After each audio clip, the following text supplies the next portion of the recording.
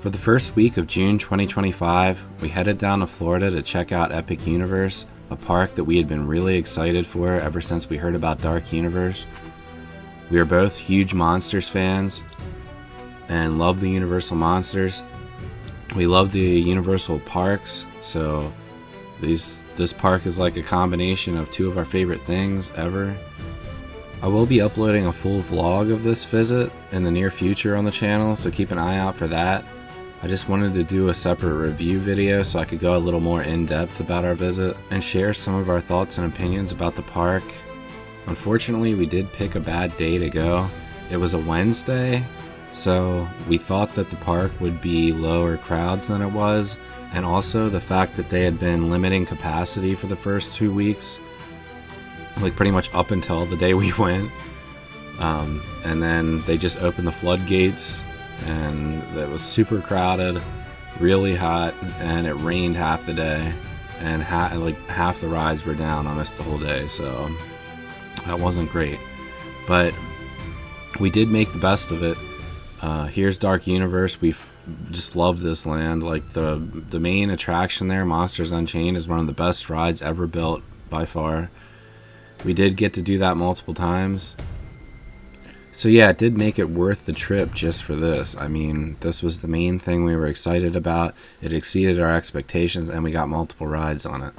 So even though the only attractions we did were 3 different rides and the 2 shows, it still was a lot of fun, especially since this ride pulled through for us. Like, this was probably the best modern dark ride that we've ever been on. So the fact that it met our expectations, we were like super hyped for this for years, and it lived up to it and exceeded the expectations, I think is what made this whole visit. We were super lucky that all the animatronics and effects were working for us, because we had some people tell us that they weren't working just a few days before our visit. So that was awesome that everything was working. All the animatronics were super impressive. Like, that's like the main thing that exceeded my expectations, was the scale of the animatronics and how realistic they look in person. I mean, in video they look great, but like when you actually see them in person and you're on the ride and they're, coming down at you and you're getting really close to them and everything, you really get a feel for how spectacular these animatronics are. And it's probably, this ride probably has the most high-tech animatronics of any ride currently out there. So this is a super state-of-the-art, amazing ride. As you can see by the footage here, the queue was amazing. Tons of theming, tons of things to look at. The pre-show was super cool. There's actually 2 different pre-shows. There's one with Igor showing you how the ride vehicle works and everything, and then there's a second pre-show with Victoria Frankenstein presenting the Frankenstein monster animatronic and telling you the backstory and everything. And yeah, the story's great. The progression of everything is really good.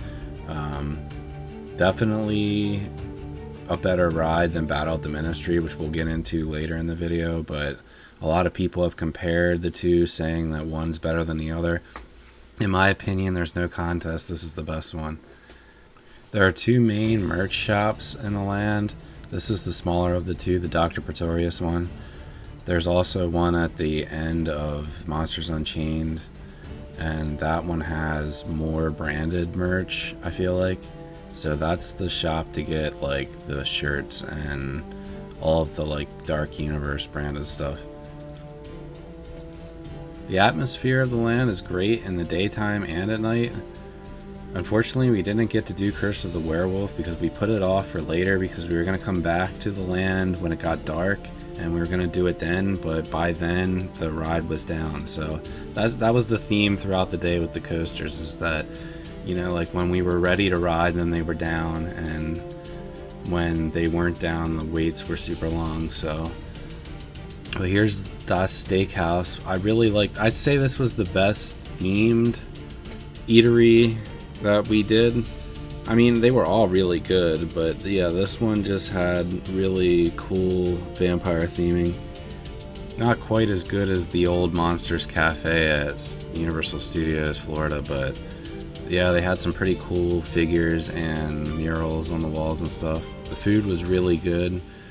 We shared one of these chicken on a steak, chicken kebab dishes that came with braised carrots and fresh mashed potatoes and wild mushrooms. That was really good. The presentation was great and it was super flavorful. And yeah, it was a really good place. I'll definitely come back to that the next time we go. I will say this land feels like it's lacking at least one more attraction. All you really have is Monsters Unchained and Curse of the Werewolf. And Curse of the Werewolf is a pretty standard coaster, nothing that special. I mean, I wish they had a show or something. I think there was originally supposed to be a show, and that got canceled, and then instead of doing the show, they did Curse of the Werewolf. But there's rumors that there's going to be a Black Lagoon expansion, Creature from the Black Lagoon, so that should be really cool if that actually comes to fruition. I wish we would have had more time to explore Celestial Park, because that was one of the most beautiful parklands of a modern theme park that I've ever seen. It was a great throwback in the style of the Victorian era parks, like the Coney Island parks and stuff like that. And unfortunately, we didn't get to do Stardust Racers or Constellation Carousel. I think Stardust Racers was on like 70 minutes all day, so I just didn't have time to wait for that. The second portal that we did was Isle of Berk, which I actually liked this land way more than I thought I would. I would say this was my second favorite land in the park, next to Dark Universe. This one actually feels like the most fleshed out land in the entire park. In my opinion, the other lands just feel small and lacking. This one feels like a full park that doesn't need any extra rides or anything like that. I think it's got the perfect amount of attractions. There's tons of theming, tons of things to explore, lots of eateries. Like, this is kind of like a little mini theme park in its own. And I kind of wish that all the other lands were like that too, but there's room for expansion for those lands, so hopefully in the near future they'll get expansions, because I do feel like the other lands do like desperately need at least one more attraction. Like, each one needs one other e-ticket attraction. But yeah, this was a great land. Like, the theming really reminded me of the old Lost Continent at Islands of Adventure. I don't really know anything about How to Train Your Dragon. Neither of us have seen any of those movies, but I don't think you really need to be a fan or know anything about any of the IPs at this park, because the theming and immersion is just on such a high level that like, you can enjoy it even without knowing the backstory behind these IPs and stuff. And this show, I mean, we went into this knowing nothing about the series, and this show just was really impressive. Obviously, like, How to Train Your Dragon is sort of like made for kids, but like, the way this show is presented and everything, it's enjoyable for anybody just because of the high production value and everything of it. It's kind of like a Broadway musical or something like that. First of all, you have tons of actors on stage. You have musical performers. You have these giant these dragon puppets. And the highlight of this show is definitely the part where Toothless and Hiccup fly over the audience. This is like one of those things that makes something super unique and special. And there's no other show that I know of, except for maybe, I think the Bourne Stuntacular has something like that, but it's just like a short segment where one of the actors is like flying over the audience. But yeah, having the Toothless animatronic fly over the audience is just what made this show really great. And actually getting familiar with what this series is about and the How to Train Your Dragon universe, and hearing the soundtrack music, which I thought was really good, kind of made me want to watch the new remake. So I guess mission accomplished to Universal in that regard. There's also a really great toothless animatronic for the meet and greet that's really popular. So yeah, since it was crowded that day, it was a long wait, so we didn't do that. And we didn't really get to do too many character meet and greet things because the park was really crowded.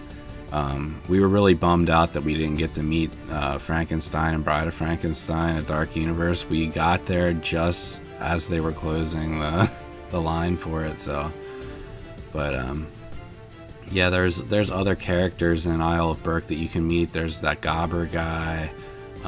You can meet Hiccup with the toothless meet and greet, and there's other characters. I don't know their names, but there's other characters roaming around and stuff like that. But yeah, we didn't really get to see any of them either, just because of how crowded it was.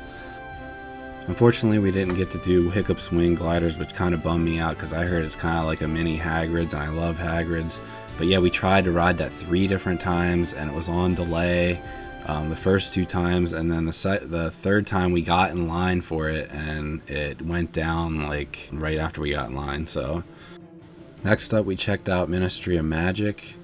I thought that this was a really good land, just not as good as Dark Universe or Berk because there wasn't a lot to do in this land. I think that the theming's really good in the sense that they really pulled off like having like an immersive city feel.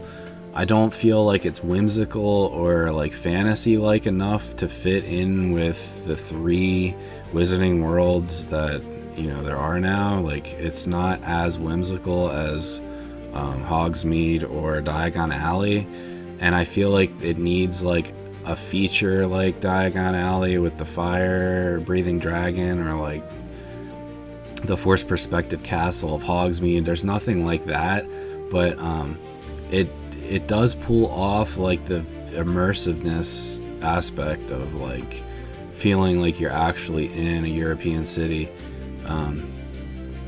There's a lot of shops and a lot of the like interactive wand stuff, which we didn't really care about. We did go to Cafe de Serene because we actually ended up spending like half the day in this park or in this land, which kind of sucks because obviously like I wanted to do some coasters and stuff, and it basically started raining like right after we got into this land, so all the rides went down. So basically, since all of the outdoor rides were down because of the weather, the wait for Battle at the Ministry went up, and we were planning on riding that if the wait wasn't that long, but since it was raining for hours and we were in this land anyway, we ended up waiting over 2 hours for that, which was a mistake because then we didn't have enough time to do anything else after that had a long wait. So I would have rather have done some coasters. But yeah, the food we got here was amazing. The French onion soup was some of the best I've ever had. That butterbeer crepe was super good, and we got frozen butterbeer. So we had a great meal in there. It just sucks that we had to waste so much time doing stuff like that. And yeah, and then after that we went over to the show Cirque Arcanu. To be honest, this show was a little bit disappointing in my opinion. It starts out good, like they set it up, like the theming's great, this queue is cool, you're walking through the tents and everything.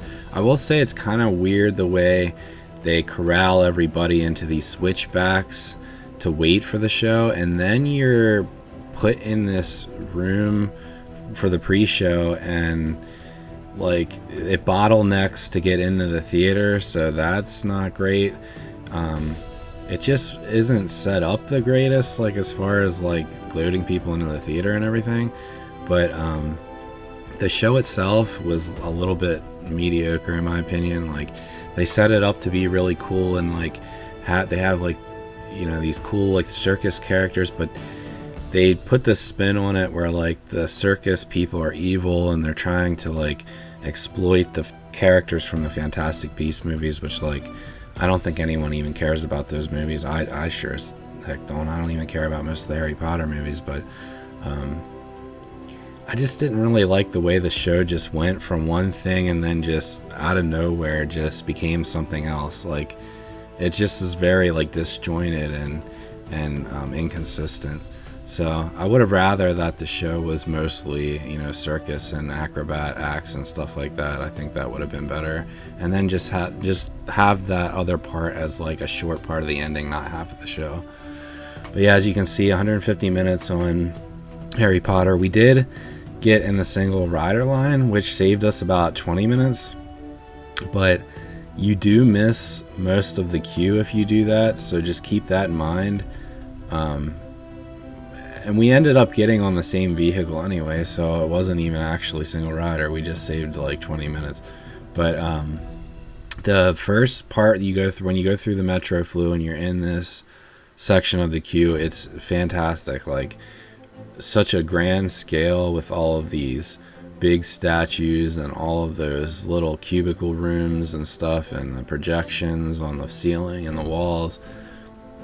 Really impressive. Unfortunately, if you get in the single rider line, after this part you end up going into these really like claustrophobic, small, tight hallway passageways. It eventually brings you into the loading station area that the normal queue, like both the queues meet up there, and that's the part where the single rider queue gets really slow for some reason. So just keep that in mind. Like, if you're doing the single rider, like, the wait is gonna feel longer because there's no theming to look at or anything. You're just in these like boring hallways. As far as the ride itself goes, I thought it was a little bit underwhelming. I thought it was good. It's a good ride, but it's not anywhere on the scale of Monsters Unchained or Rise of the Resistance, or even some of the older great themed rides like Tower of Terror, which, like the vehicles kind of copy Tower of Terror. I mean, the actual ride experience is nothing like that, but I'm just saying, like, a lot of people were hyping this ride up to be like this great, like the greatest ride ever built. Like, a lot of the influencers during the previews were saying, oh, this is the greatest ride ever built, it's better than Monsters Unchained, which that's just insane to me that anyone would say that, because Monsters Unchained has way more animatronics, a much better storyline, less screens, and yeah, I would say like this is probably not even the best Harry Potter attraction. I think Forbidden Journey might be better than this. At least it's more re-rideable. This ride just feels not re-rideable. Like, to me, it just feels like the way they did the story and everything, it's not going to be great on re-rides. I don't know. I'll have to give it another shot. I'm definitely not going to wait in another 2+ hour line for it. But yeah, after that we came out. It was still raining a little bit, but Hiccup's Wing Gliders was back up, so we went over there to Burke and got in line for it. And then, of course, right after we got in line, it went down, so we didn't get to do it, and we didn't get to do any of the coasters, which that's a real bummer, because that was like one of the main things I was looking forward to, especially Stardust Racers. But I wasn't going to wait 70 minutes for that, and that was only up for part of the day too. There were most of the day when it was raining, it was down the entire time, and I think it rained for like 5 hours that day, so it really sucked that it rained that long. But yeah, I was hoping to at least get this one in, and it just didn't happen. And as far as the other ones, like the Donkey Kong, the Minecart Madness, and Curse of the Werewolf, those were my least anticipated coasters, but I still would have done any of them. And I wish that instead of waiting that 2+ hours for Battle at the Ministry, I would have like found a little bit of extra time in the day to do something else instead, because I might have gotten another 2 or 3 attractions in instead of waiting 2 hours for Harry Potter. So just keep that in mind. If you do decide you want to wait that long for it, it's going to eat up a large portion of your day, and then after that, it feels like so much time went by without you even realizing it. And that's kind of what happened to us after this point in the day. We were like, how is there only 2 hours of park time left? Feels like we just got here. So Yeah, I mean, I guess that's just like a byproduct of waiting in long lines, is that it makes your day go by super fast if, you know, you didn't really get time to do other attractions throughout the rest of the other part of the day. I think if you're planning to come to this park in its early life, like this year or probably next year, you're just going to have to deal with the fact that you're going to have to plan out what you want to do, because if it rains or if the park is crowded, you're not going to get to do everything. It's just the way this park is, because there's so many outdoor rides, and when they all go down, the waits go up for the indoor rides, and there's only like 3 indoor rides. So yeah, despite the fact that Mario Kart was down and Minecart Madness was on 80 minutes, we decided to go over to Nintendo World and just check it out, because we had already done all the other lands. We only had 2 hours of park time left. Unfortunately, the park closes at 9 o'clock. Most nights, I don't know if that's going to be throughout the whole summer, but it was for the night that we were there. So it was only open from 10 a.m. to 9 p.m., which is like really short hours. That's only 11 hours compared to Magic Kingdom, which is sometimes open 13, 14 hours. Like, that's just not enough time, in my opinion, for how much a ticket costs. Like, a ticket for Epic Universe is the same as Magic Kingdom, and there's only a small fraction of the amount of attractions here. And at Magic Kingdom, when it rains, like it did when we were there on our visit down to Florida this time, you know, there's enough attractions there that when it rains, there's stuff to do inside, and you know, like, the indoor attractions don't get these massive waits because there's a lot of them. So I mean, the biggest problem with this park is the fact that you know, the weather delays and stuff really back everything up, and if the rides are going down even when the weather's not bad, and they do, it just creates all kinds of problems, especially if the park's crowded like the day we were there.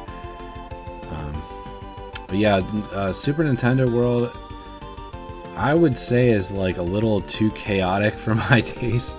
I mean, maybe if we were there on a day when the park was less crowded, it would be more enjoyable, but like, there's just people walking in every direction. There's stairs everywhere to get anywhere. It's just laid out really weird. I don't really think that any of the 3 attractions are anything stellar from what I've heard and what I've seen. We did do Yoshi's Adventure, which is like just so like mid, I guess you could say.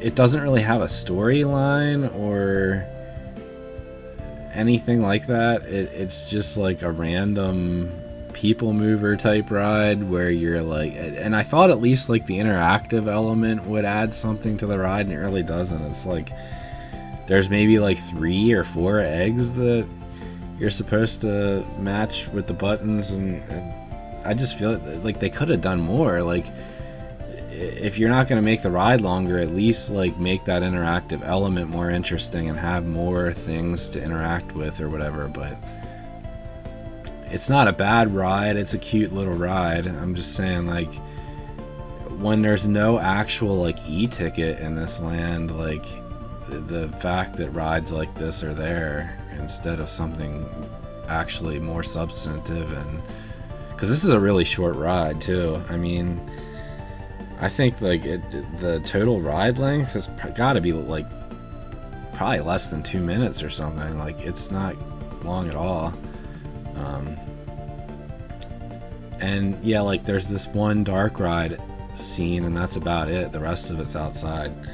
It would have been nice if they would have just had it follow more of like the story of Yoshi's Island or something like that, you know, instead of just having all these random animatronics everywhere. And yeah, so I didn't think that it was bad. I just don't think it was anything that great, and that's probably what my opinion would be of the other 2 rides, because I feel like the Mario Kart ride, like the AR thing, is kind of a gimmick, and from what I've heard people say, that Minecart Madness is really rough and doesn't really pull off the jumping effect as much as you would expect it to. So I wasn't going to wait 80 minutes for that. Maybe on my next visit I would consider waiting that long and then not do Battle at the Ministry, but man, it just sucks that they built so many low capacity rides at this park that are always going to have long waits if the park is even moderately crowded.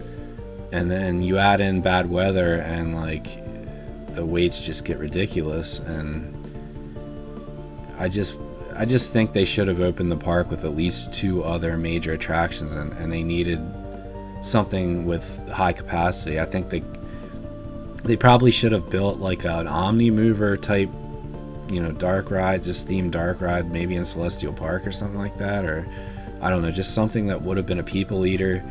And only having 2 shows doesn't like siphon crowds at all, like they just need more things to do at the park. Like I feel like the total amount of attractions are enough to do in one day if you're able to do them all. But the fact that there's so few attractions make the waits so long for each thing that you can't do them all. And it just seems like under common circumstances, like bad weather in Florida, like that can just totally ruin every guest stay that's there that day, which sucks. But yeah, here's Pizza Moon. Really cool theming in the restaurant. I thought the pizza was good. It's not the greatest. It kind of reminded me of like a knockoff of Mellow Mushroom or something like that. Here we went back to Darkmoor when it started to get, we wanted to be there when it got dark. We really didn't have much time to even explore any of the park in the dark, because by the time it got dark, they were starting to close the portals off and the park was closing. So we spent around sunset time in Darkmoor, and we wanted to meet the Bride of Frankenstein and Frankenstein Monster, but we got there just like probably a minute too late or something. They closed the line off, so that kind of sucks. There's a lot of stuff that we wanted to do that we didn't get to do, but at least Monsters Unchained came through for us. That was definitely the highlight of the day without a doubt, and the fact that we got to do re-rides on it made at least the trip worth it. That was what we were anticipating the most, and it totally lived up to all of our expectations and more. Probably one of the best rides ever built, if not the best dark ride ever built. Like, just the technology and the animatronics were insane. And if Dark Universe is your most anticipated thing to do, and Monsters Unchained is your most anticipated ride, then I would say disregard everything else I said about the park, all my criticisms and whatever, because this ride has no wait all day, and it's incredible. It's one of the, if you love monsters and you love classic horror and you love Universal Monsters or any of the above, it's going to be one of the best experiences you've ever had, and you're going to want to keep riding it over and over. Here's the nighttime show, the fountain show in front of the Grand Helios. I thought that the nighttime show was okay, but they definitely need some pyrotechnics. It doesn't have to be like a full-blown fireworks show. It just needs, this show needs some fire. It needs something to compete with Phantasmic and whatever the show at Epcot's called now. It's not Illuminations anymore. What is it called? Luminous, I think. They just need, I don't even think this nighttime show is as good as the one that's at Universal Studios Florida right now, so they need to improve this a little bit. Maybe have drones or something. That's pretty inexpensive. It's not as expensive as setting off fireworks every night. So this show just needs an extra element. Just having the fountains dancing and stuff just isn't enough. But the music's really good, and it's not a bad way to wrap up the day. It's not like you have to see it. If honestly, I wish we would have rather got in line for something instead of waiting for this. But we didn't even know that the portals would be closed right after this show. We didn't know anything about that, so we didn't get to see Dark Universe in the dark, which is one of the things we wanted to do. But maybe next time we go there, the park will be open later hours. I hope it will extend the hours at some point, because the park desperately needs longer hours. And also ticket prices, I think, are a little high, because this is the most expensive park in Orlando. I think Magic Kingdom on its most expensive days is the same price, and Magic Kingdom is open, 2 to 3 hours longer. So you're not getting a good value with this park admission, especially when you're only getting the rides. Like what happened to us, we only rode 3 different rides. We did re-rides on Monsters Unchained, but I feel like to get our money's worth, we would have had to at least do two other major attractions, and it just didn't happen. And we tried to do Hiccup Swing Gliders 3 different times. I kept checking the app all day for the rides that were down to see if they'd be back up, and the majority of the rides were down most of the day because it was raining. And that's just like something that can't really even be fixed until they add more rides. And if they add more rides, I think they need to put more indoor rides here. It desperately needs that, because when the weather's bad, it just totally screws everything up, because there's only 3 indoor rides, so everybody goes to those, and then the waits just build up on those. And also, it just feels like the outdoor rides go down way more often than they should for a park that had as long as it did to prepare. Like, I don't know. Because, Hiccup Swing Gliders went down after it was done raining. So, I mean, and yeah, I did notice other rides, even when it wasn't raining, there was at least 1 or 2 rides down at any given time of the day. So not good with ride reliability, so the park gets low points on that. I just gotta be honest about that. Other than that, the quality of the park is great. The Celestial Park is beautiful.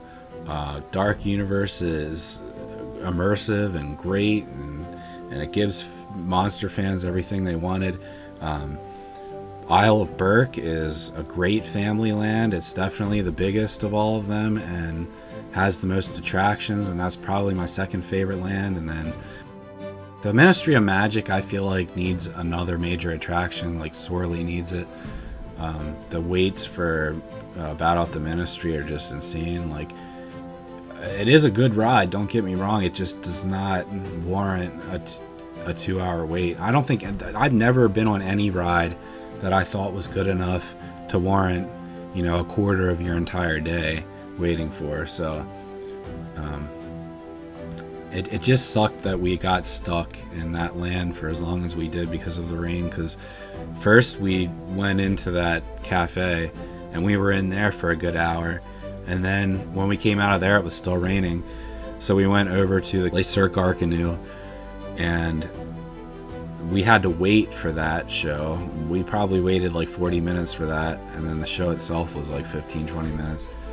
Then we went over to Harry Potter and got in line for that because it was pouring rain outside. Like, all the outdoor rides were down, so it was really our only option, and that ate up so much of the day. It just felt like the entire day just went by so fast. Like, we couldn't believe it when we came out of Ministry of Magic and realized we only had 2 hours left. So yeah, I mean, if you want to be safe, plan for 2 days in case you hit a day like this.